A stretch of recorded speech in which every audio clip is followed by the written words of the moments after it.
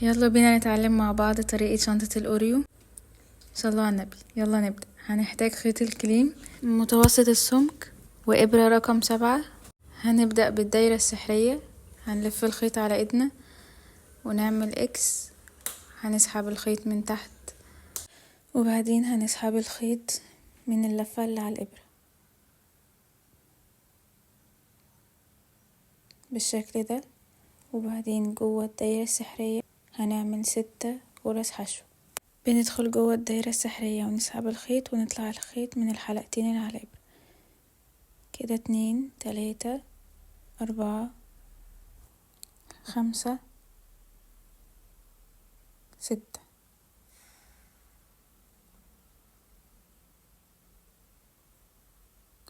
هنطلع بقى الخيط ونسحبه ونشده كويس، هنلاقيهم ضموا على بعض بالشكل ده. هنقفل بقى الراوند ده بطريقة مختلفة شوية، ركزوا معايا. هندخل من ورا الحلقتين دول، اول غرزة عملناها من ورا كده هندخل تحت الضلعين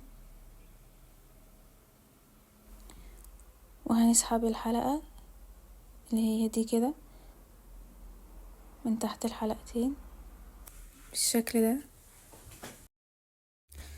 وبعدين هندخل القطعة دي معانا داخل الحلقة من ناحية الشمال. يعني هنمسك الحلقة دي كده ومن الشمال لليمين هلفها على القطعة، ويبقى معانا الخيط اللي جاي من البقرة هنسحبه من قريب القطعة كده، هتعمل لنا العقدة دي، وبعدين هيبقى معانا حلقة والخيط اللي جاي من البقرة هنشده بقى للآخر لحد ما يعمل لنا الضلع ده كده. وكل مرة في كل راوند هنقفل بالطريقة دي.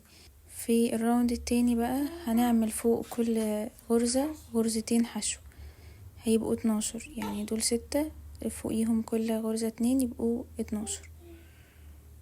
فهندخل بقى جوه حرف ال V، مش تحت الضلعين، لا جوه حرف ال V.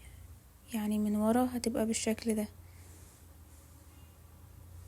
ونسحب الخيط، ودي كده اول غرزة في الراوند التاني. الغرزة اللي بعدها هندخل برضو في حرف ال V كده ما بين الحلقتين ونعمل غرزتين حشو كده، اول غرزة. والغرزة التانية في نفس المكان، نتأكد من ورا ان احنا طالعين من نفس المكان.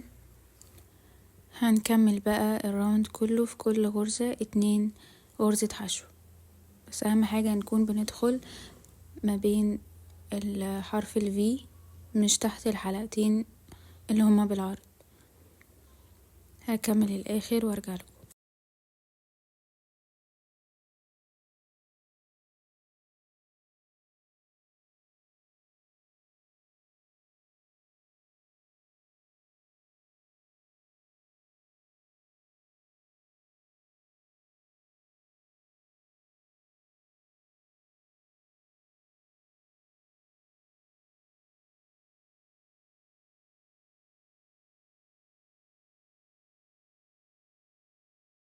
تعالوا نعد هنا احنا وصلنا لكام. دي اول غرزة، ودي كده 2 3 4 5 6 7 8 9 10 11.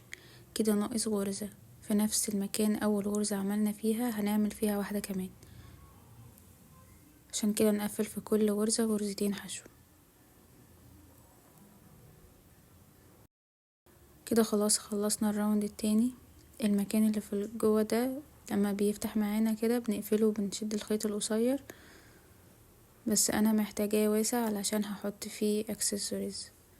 هنقفل بقى الراوند ده بان احنا بندخل برضو تحت الحلقتين من ورا، نفس طريقة قفلة الراوند الاول.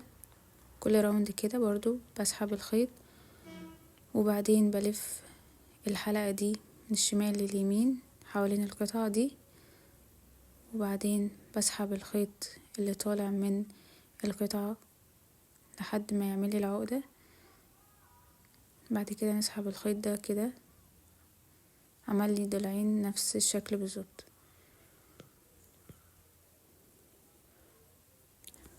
عادي بقى. بعدين بظبط الشغل كده، ولو عايزين نضيق السنتر ده بنشد الخيط ده كده للاخر علشان يضيق.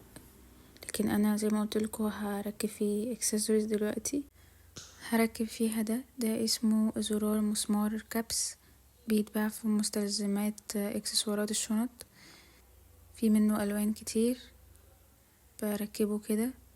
الجزء اللي من بره ده اللي هو هيبقى الوش، هيبقى فيه الشكل ده، ومن ورا هقوم عاملة هكبس فيه المسمار ده كده عشان يثبته، كان علشان احتياطي نلزقه عشان ما يفكش، بس هو بيكبس يعني كويس. تعالوا بقى نضيق عليه السنتر، ان احنا نشد الخيط ده جامد كده. بقت معانا بالشكل ده. تعالوا بقى نعمل الراوند التالت. كل مرة بندخل في اول حلقة او اول غرزة عملناها في السطر القديم، بندخل برضو زي ما متعودين في حرف الفي كده في النص،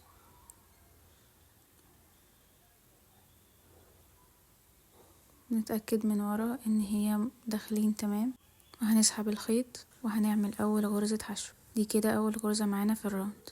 احنا هنا في الراوند التالت بنعمل مرة غرزة حشو واحدة ومرة غرزتين حشو، يعني مرة مفرد ومرة مجوز، مرة مفرد ومرة مجوز، وهكذا. يعني هنا بدأنا بواحدة، في الغرزة اللي بعدها بنعمل 2 حشو في نفس المكان ونكرر.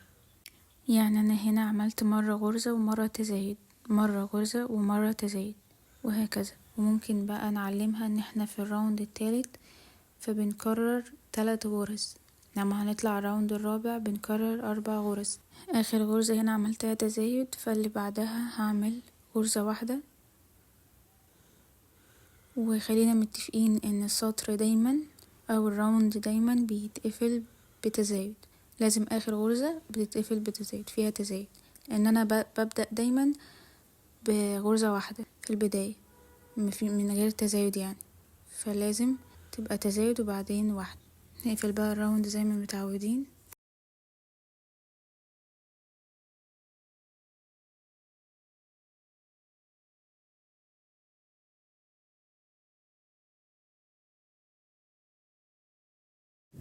ويلا نعمل الراوند الرابع. الراوند الرابع بندخل برضو في اول غرزة في السطر اللي فات ما بين حرف ال V كده، احنا داخلين صح من ورا. وبعد كده نعمل اول غرزة. هنا بقى هنكرر 4 غرز، يعني هنعمل مرة مفرد والتانية مفرد والتالتة تزايد، يعني كده 4 غرز، 1 2 والتالتة فيها 2 يبقى 4. التانية اهي الغرزة التانية فيها غرزة حشو واحدة، والغرزة رقم 3 فيها 2.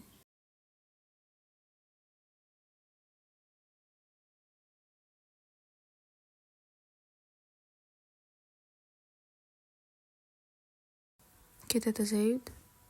الغرزة التانية لازم ناخد بالنا من حاجة مهمة جدا بداية من السطر ده، اي غرزة كانت تزايد في السطر اللي فات ما ينفعش نعمل فيها تزايد برضو. هكرر وارجع لكم. هنا وصلنا لاخر غرزة، قلنا لازم يبقى دايما فيها تزايد، فدي كده هنا 1 1 والتالتة 2 تزايد، والبداية هنا 1. يلا نعمل اخر غرزتين ونقفل الراوند زي ما متعودين.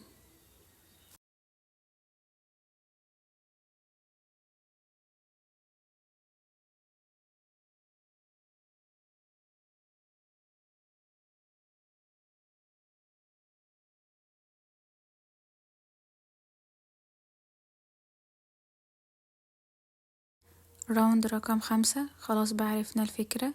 ندخل في اول غرزة بعد ما قفلنا، وبعدين نعمل غرزة واحدة واللي بعدها برضو واحدة واللي بعدها واحدة والتالتة فيها 2، كده يبقوا 5، وهنكرر ال5 غرز دول. بس عايزين ناخد بالنا هنا من التركة اللي قلتلكوا عليها. السطر اللي فات فيه مثلا هنا تزايد، لازم فوق كل غرزة تبقى واحدة بس، ما يبقاش فوق التزايد تزايد، وإلا هيبوظ شكل الدايرة. لو حصل كده يبقى احنا غلطانين في العدد او بدأنا غلط او في مكان غلط. فنعيد تاني كل مرة نشتغل فين، يعني دي مثلا تزايد غرزتين في غرزة، لا هعمل فوق كل واحدة غرزة واحدة بس، ما ينفعش يكون فيهم ولا واحدة فيهم تزايد، دي غرزة ودي غرزة، ودي اللي بعدها تزايد. حتى ممكن واحنا بنشتغل نعلم ان بعد التزايد في السطر اللي قبله الغرزة اللي بعدهم هي اللي فيها التزايد، يعني كده واحد وكده واحد واحد وهنا اتنين، وهكذا في كل مرة بنعمل كده. لو شوفنا هنا مثلا تزايد، لو نلاحظ مفيش غرزة فيها تزايد فوق منها تزايد، كده ما ينفعش، تبقى بلوك، ما ينفعش فيها تزايد.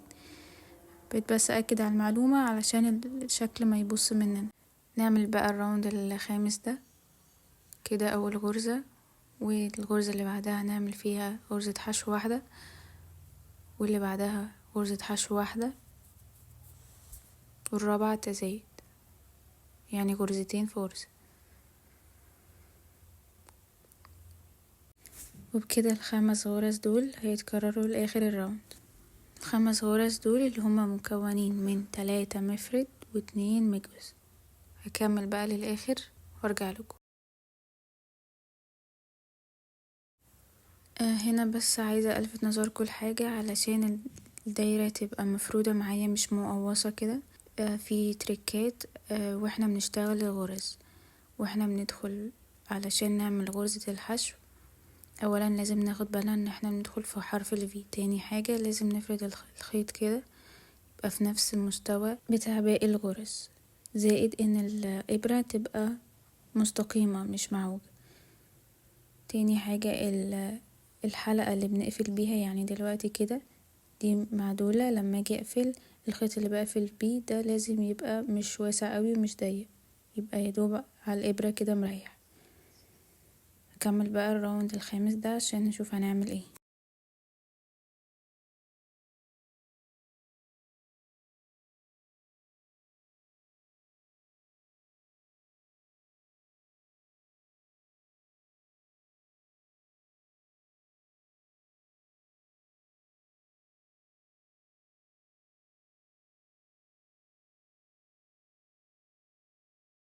خلصت الراوند الخامس وكمان قفلت الراوند وطلعت الراوند الجديد بالغرزة الأولى. الراوند السادس خلاص بقى معروفة، هنعمل 4 غرز مفرد وفي الخامسة 2 يعني تزايد. كده عملنا واحدة مفرد، يبقى التانية غرزة واحدة، والتالتة نفس الكلام غرزة واحدة، والرابعة كمان غرزة واحدة. او تلاحظوا كده احنا اشتغلنا فوق التزايد اللي كان في السطر اللي قبله غرزة في كل واحدة. هنا الخامسة هنعمل فيها تزايد، دول كده 6 غرز واحنا في الراوند السادس، فهنكرره لحد اخر الراوند. وده كده بالنسبة لي هيبقى اخر راوند، لان انا هو ده المقاس اللي انا عايزاه. ممكن تكبري عن كده او تصغري، نفس الفكرة. لو هتعملي راوند سابع مثلا هنكرر 5 غرز مفرد وفي الستة 2، ونكرر 7 غرز. كمل للآخر، وطريقة قفل السطر الأخير هتبقى مختلفة عن كل مرة. آخر غرزة هنا في الراوند اللي هي التزايد، عملت 4 مفرد والخامسة هعمل فيها تزايد.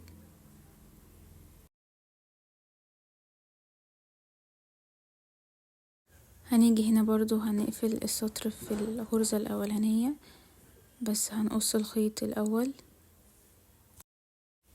وبعدين هنسحب الخيط كده، وبرضو هندخل تحت الحلقتين من ورا نسحب الخيط،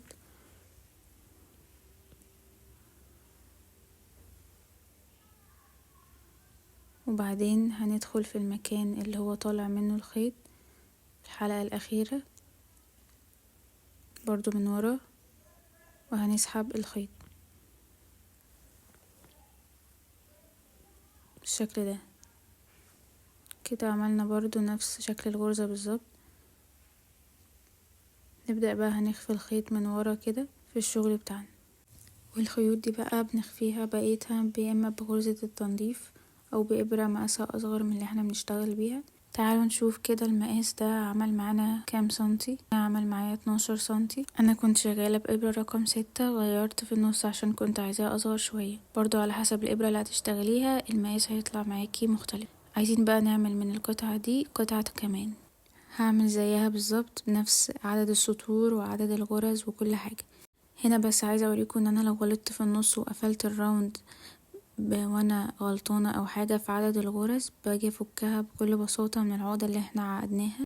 بنفضل نسحبها كده لحد ما تفك معانا، وبعدين الحلقة دي بنرجعها من اليمين للشمال عكس اللي عملناه في الاول، ونطلع الخيط. احنا طلعنا الخيط الصغير معاه مش مشكلة، نرجعه تاني. دي طريقة فك الراوند لو غلطانين او حاجة. هنا انا بقى معايا الدايرتين خلاص، هنبدأ بقى نشتغل في جسم الشنطة نفسه. الدايرتين قد بعض بالظبط. يلا بقى نشتغل في جسم الشنطة. هندخل من قدام تحت الحلقتين في اي مكان عادي، وبعدين هسحب الخيط وهنخفي الخيط الصغير ده معانا، وهعمل 14 سلسلة كده. 3 4 5 6 7 8 9 10 11 12 13 14. نتأكد بقى. تمام، دلوقتي هنوصل بقى الجزء ده بالجزء التاني من الشنطة. هناخدها لازم تبقى الوش للوش، يعني الوش الخارجي يبقى برا، وهندخل برضو من برا في تحت الحلقتين، اي حلقتين عادي، ونسحب الخيط. هنسحب الخيط بالشكل ده كده، وبعدين ندخل الحلقة دي في الحلقة دي كأننا بنعمل منزلقة، او هي فعلا منزلقة. هنلف بقى الشغل كده ونرتفع سلسلة، وهنبدأ نشتغل في السلاسل. هنسيب اول سلسلة ونعمل منزلقة، والتانية منزلقة برضو. كده بدأنا ب2 منزلقة. 10 غرز الجايين كلهم هيبقوا حشو.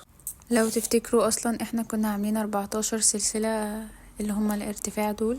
هنعمل 2 منزلقة في البداية، و10 في النص حشو، و2 منزلقة في النهاية.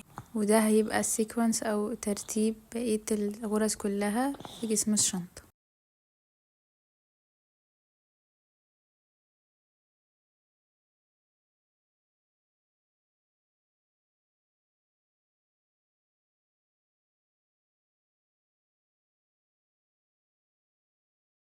كده عملنا 10 غرز حشو. اخر غرزتين هيبقوا منزلقة. بندخل نسحب الخيط ونطلع من الحلقة اللي على الإبرة. ودلوقتي بقى هنوصل اللي عملناه ده بجسم الدايرة. هندخل نعمل برضو منزلقة تحت الحلقتين. بندخل دايما من برا، يعني من وش الشنطة من برا.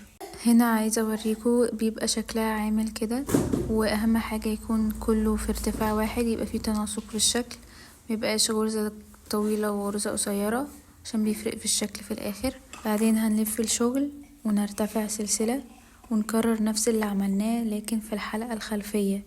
يعني بعد ما ارتفعت سلسلة عملت 2 منزلقة عادي ما بين الحلقتين، في النص ما بينهم يعني هنشوفها بعد شوية. وبعدين في الحشو بدخل في الحلقة الخلفية زي ما شايفين كده دلوقتي، يعني مش بدخل تحت الحلقتين، بدخل في النص كده تحت الحلقة الخلفية. وبنعمل 10 غرز حشو زي ما عرفنا.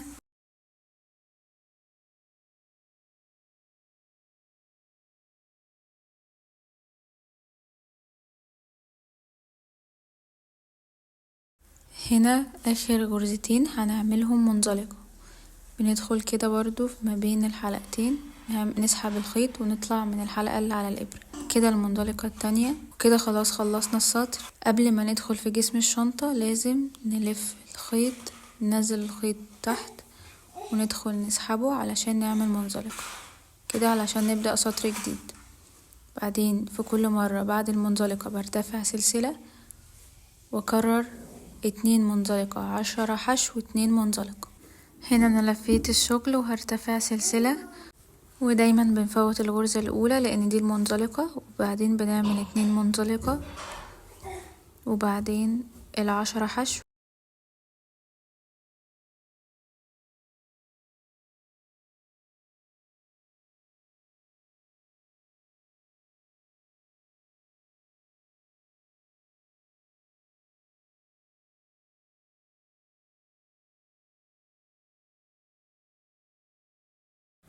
وفي اخر السطر الاتنين منزلقة الاخرانيين.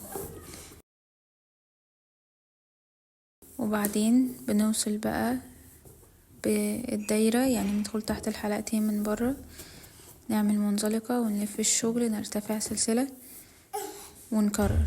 هنفوت اول غرزة ما ننساش، ودي بتبقى المنزلقة القديمة اللي هي قفلنا بيها السطر. بعد كده بنعمل 2 منزلقة و10 حشو،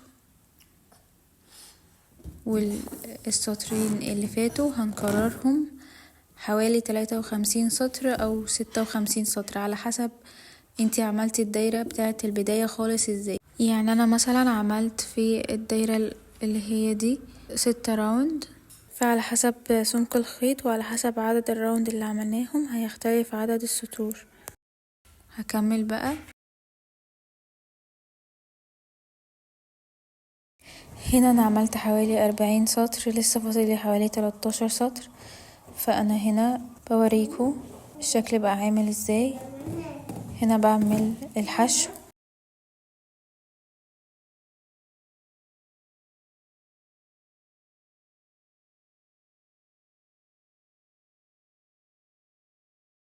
اخر غرزة حشو واخر 2 منزلقة، دي الاولى وهنا التانية.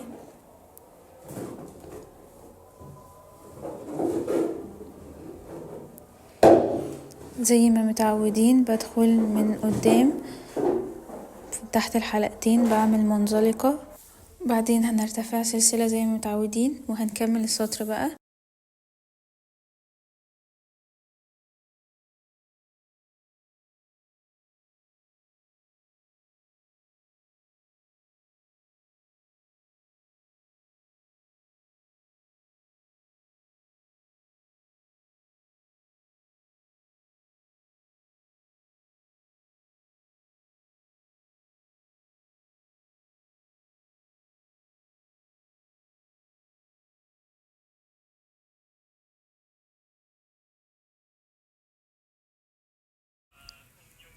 هنا بالنسبة لي فاضل لي عدد سطور لحد ما اوصل لهنا مثلا، عشان اسيب مكان للايد، وكل واحد وذوقه بقى حسب عايز يسيب قد ايه او دوران الشنطة يبقى قد ايه.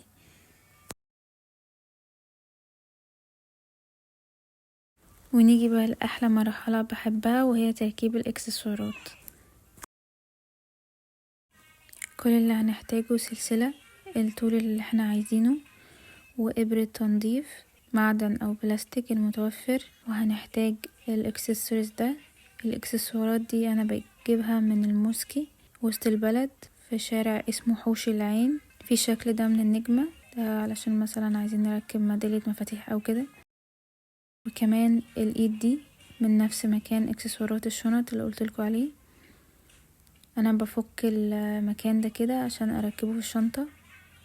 هنحتاج منهم 2، ويلا نشوف هنطعمهم بالخيط ازاي. مفروض كمان في جوز حلقات دهبي برضو، وفي مغناطيس بنقفل بيه الشنطة. تعالوا الاول نفك الجزء ده. هنجيب مفك وهنفكه، بيبقى فيه مسمار كده،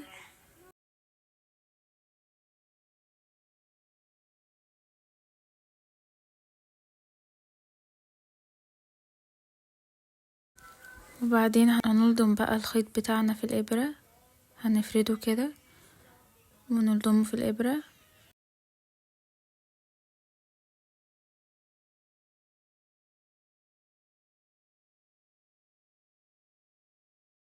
ومفروض بعد كده هناخد طول كده من الخيط، طول مناسب علشان هنربطه كمان في الشنطة، فعايزين يكون أطول كمان من المقاس اللي احنا محتاجينه.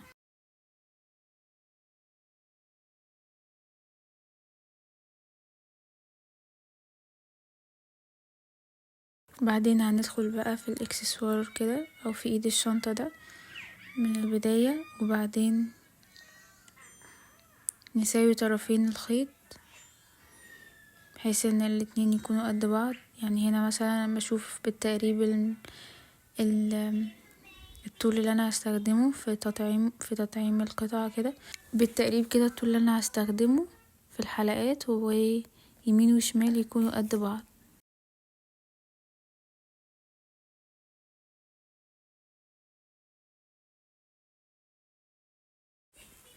كده تمام تقريبا، يعني ده مش محتاجة اكتر من كده طول.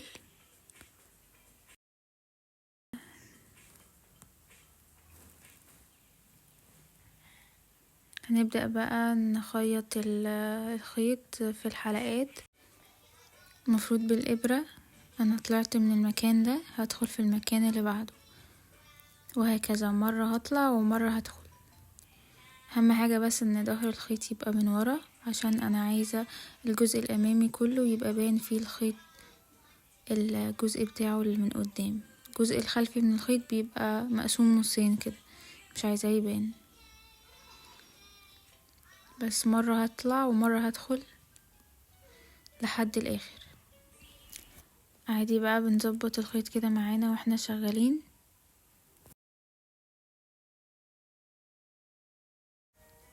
كده خلصناها كلها. شايفين شكلها اختلف ازاي؟ بقت احلى بكتير. المفروض هعمل القطعة التانية زيها بالظبط. ودلوقتي تعالوا نشوف هنطعم السلسلة ازاي. نفس الفكرة تقريبا، هنجيب طول مناسب للسلسلة واطول سنة، يعني هنطول كده عن طول السلسلة حبة حلوين.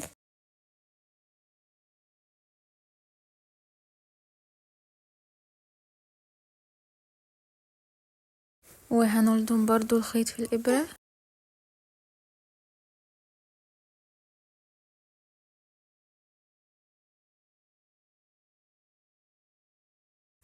وبعدين هندخل في أول حلقة في السلسلة، هنطلع الخيط كله، وبعدين هنعقد آخر الخيط كده.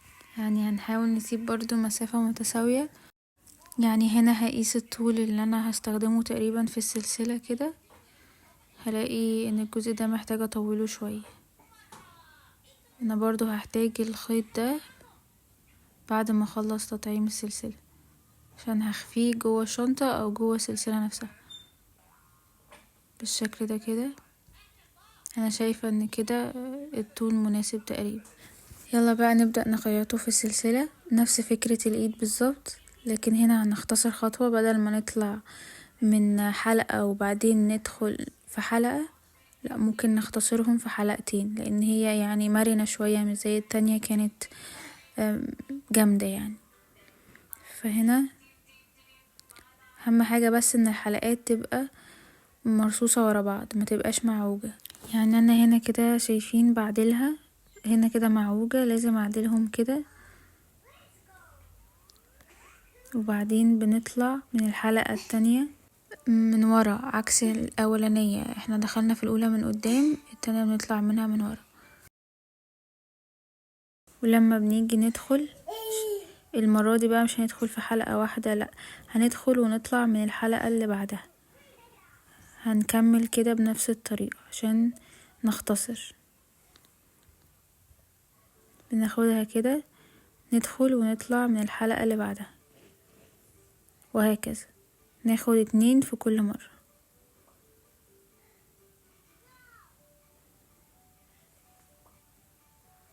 نفس الفكرة، لازم الخيط برضو يبقى معدول.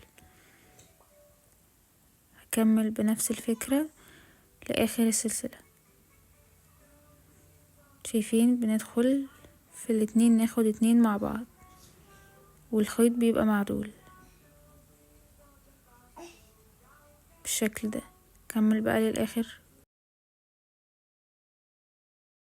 وده بيبقى شكلها في الآخر بعد ما بنركبها. تركيب بقى الميدالية دي سهلة، بنركبها في الخيط والإيد نفسها. بنربط الخيط ما بين الحلقات ونخفي الخيوط. لو في حاجة مش واضحة اكتبولي في الكومنتات وان شاء الله هوضحها لكم. شكرا جدا على مشاهدتكم لآخر الفيديو. قولولي رأيكم وما تنسوش اللايك والشير عشان الكل يستفيد.